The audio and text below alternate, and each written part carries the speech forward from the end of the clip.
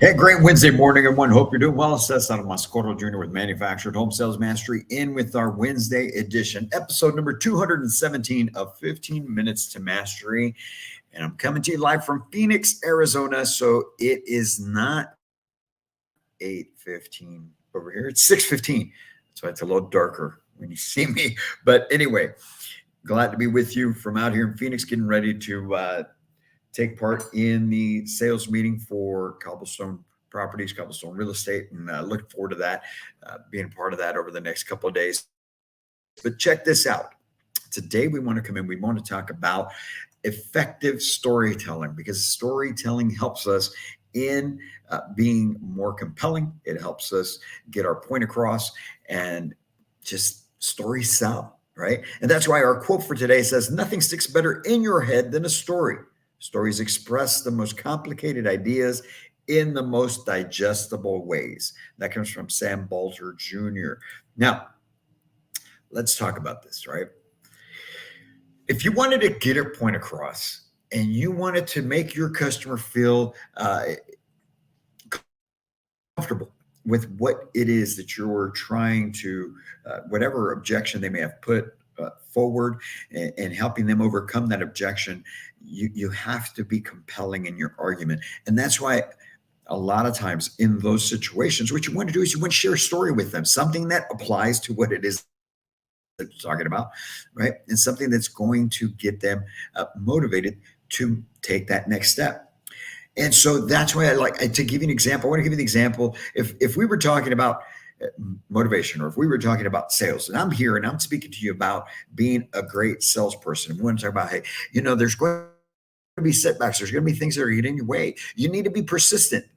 You need to be persistent in sales. Well, if I wanted to get that point across, there's no greater story, or one of the best stories to talk about would be that of Thomas Edison. Thomas Edison failed 10,000 times. At least we would look at it as failing, right? When he was inventing the light bulb, there's a quote of his that says, "I did not fail. I just found 10,000 ways that didn't work." Now, what that goes to show, who knows? Was it really 10,000? May have been. But what we take from that, right, is that his persistence, he had the vision in his head, and it pulled him forward to keep going time and time and time again. And because of that, and that success that he ultimately had, he not only invented the light bulb, okay? The guy invented the movie camera, invented the phonograph, and he had over 1,000 patents by the time he passed. 1,000. Think of this. He invented over 1,000 concepts, ideas, mechanisms, whatever they may have been. But it started with the light bulb and his persistence. Had he given up, okay, had he given up with the light bulb, what's to say that he would have continued on to try and get the phonograph done, or get the movie camera done, or any of those other 1,000 plus patents that he had? So why would we want to give up on our career? Why would, just because you have a deal that doesn't go through, you have a customer who backs out, you had a situation that got in the way, you've got a situation going on outside in your life that's interfering with your work, why would you give up and then possibly pass up on the opportunities that you have in front of you to build great things for yourself in your career, all because you chose to give up? Right. So that story of persistence and Thomas Edison is one that really resonates. It's one that really helps get the point across, and it's relatable to what we're talking about. So why are stories so important in sales? Well, the reason for it is just that, because you need to have some sort of connection and engagement, and sometimes I like to describe it this way when I'm talking to salespeople, right? You need to show me, not tell me. Now, when you're telling a story, right? But you're not talking to me with your own words. You're not talking to me about what your opinions are. You're not talking to me as a salesperson. You're simply You're painting a picture with the story. So you're showing me. And so stories can then do what you can't do with your words, right? Because you have to remember a lot of times, most times, your clients are going to think that you're just trying to tell them what they want to hear. Because at the end of the day, when they feel uncomfortable, when they doubt certain things, when they're uncertain about these things, they start to look at you again as a salesperson. He's doing that salesman stuff. She's just being a salesperson. Okay. But when you start telling them stories, now it's on a different level. Now you're connecting, right? You're engaging them, but you're connecting with them emotionally. And that way you're having an effect that facts and figures alone, they can't do it. Okay. So mixing in that story helps with that. It also helps with memory retention, right? So if you have a customer who is doubting something on the financing, and you tell them a story of a previous customer who went through that and how they overcame it and what the benefit was to that, well, now they remember that. If I just told them how they could pay extra to their principal and cut down the interest and show them how much it would cut down, well, it's just words to them, and they may not remember that. But if I tell them a story and show them the information with regards to a customer who went through that, now it stays in their mind a little more. It has more of an impact, which then helps to build trust, which ultimately we know that's what it's all about, right? We need to build that trust in order to be the consultant that they're going to move forward with. So those stories help to build trust, especially when it comes down to stories of real life customers or stories that you personally went through in helping somebody else accomplish what they were after. Okay. They build that trust and they build that credibility.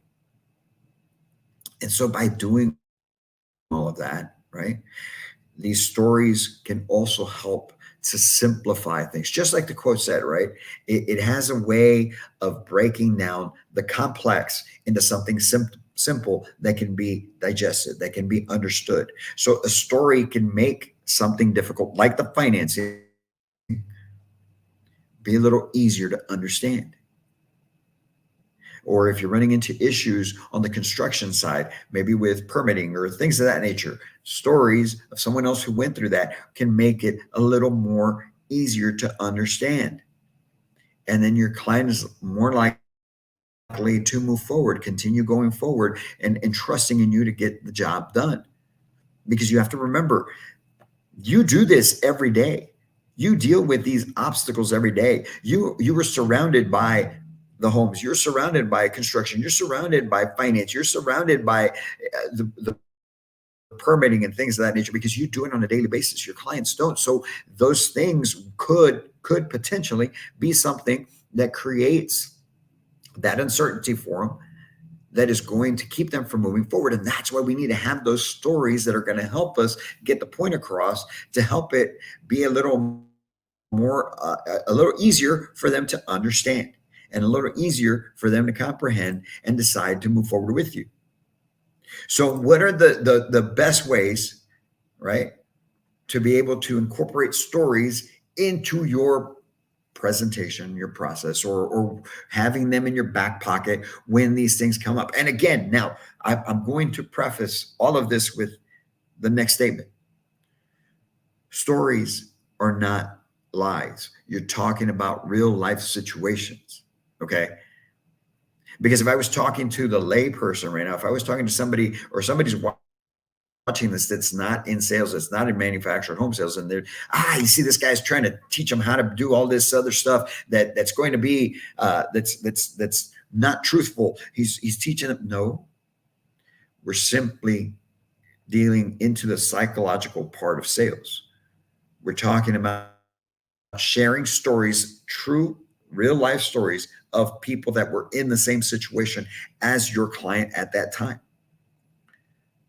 But a lot of housing consultants, a lot of sales consultants and leasing agents, community managers don't have this incorporated into their process. So that's why we're talking about it. what are the top 5 strategies to be able to be effective at storytelling? First of all, first and foremost, okay, I'm glad you asked, because first we need to know our audience. And that means you know what's driving their buying decision. You know their emotional needs. You know what's going on in their life. You know about their family. You know about the things that are going on in here, so that you can be more effective, most effective, and be able to get them the information that they need with the right story. So you need to know your audience in order to be able to share the correct story that's going to make an impact, right? And you want to pick a real life testimonial.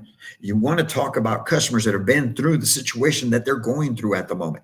Again, whether it's on the finance, whether it's about being able to get land, their land situation handled, or maybe it's something on the construction side, post delivery things. You need to have those stories that apply and real life testimonials that you can share with them, so that they understand that they're not the only ones there. Because sometimes people get freaked out because they think, oh my God, this is happening to me. But when you explain to them that it happens to so many people, but we're able to work through it, now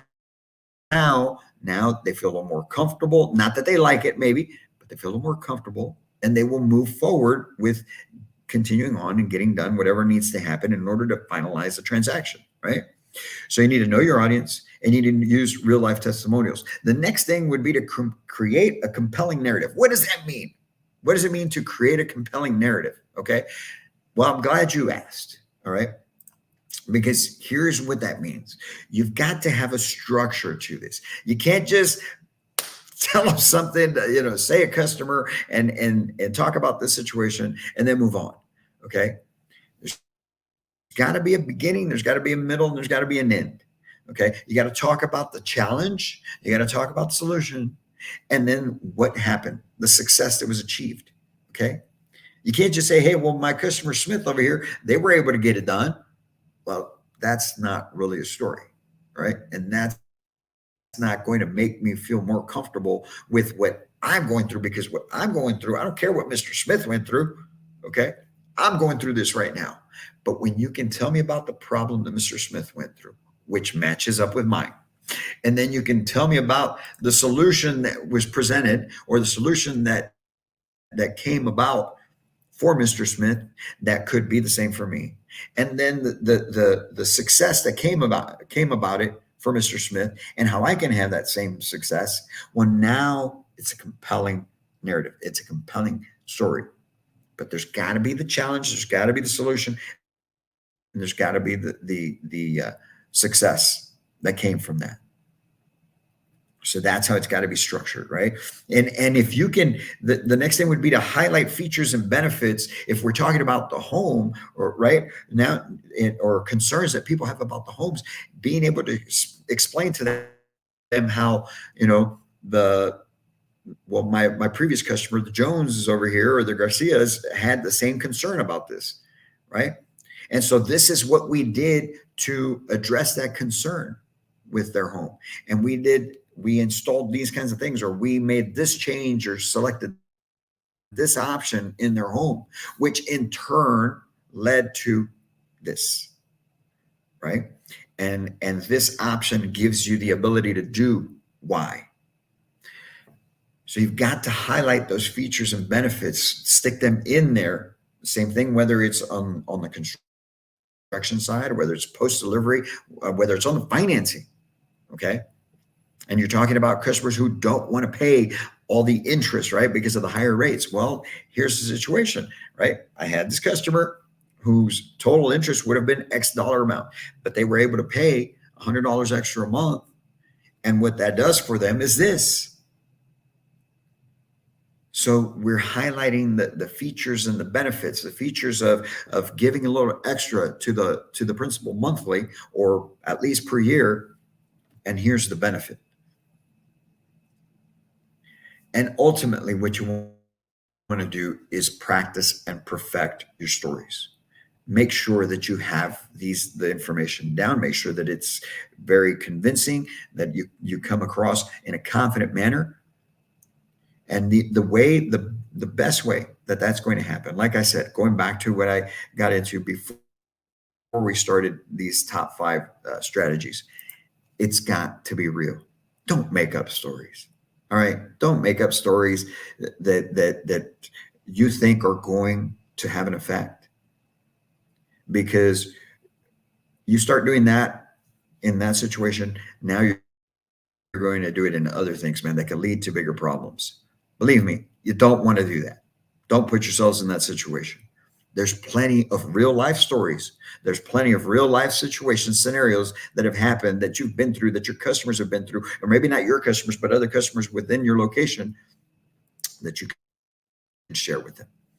And by doing so, you'll be a lot more effective. You'll help a lot more customers overcome their uncertainty, their doubts, and thus help more people by providing them the solution to their housing need that they need.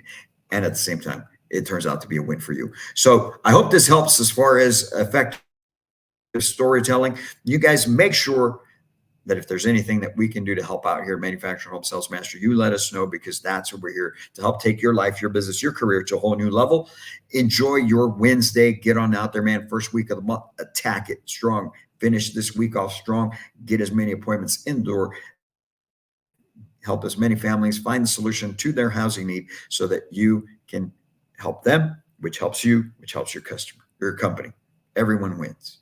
Have a great day. I'm going to be out here in Phoenix, heading out to the meeting here shortly. Spend some time with those folks today and tomorrow.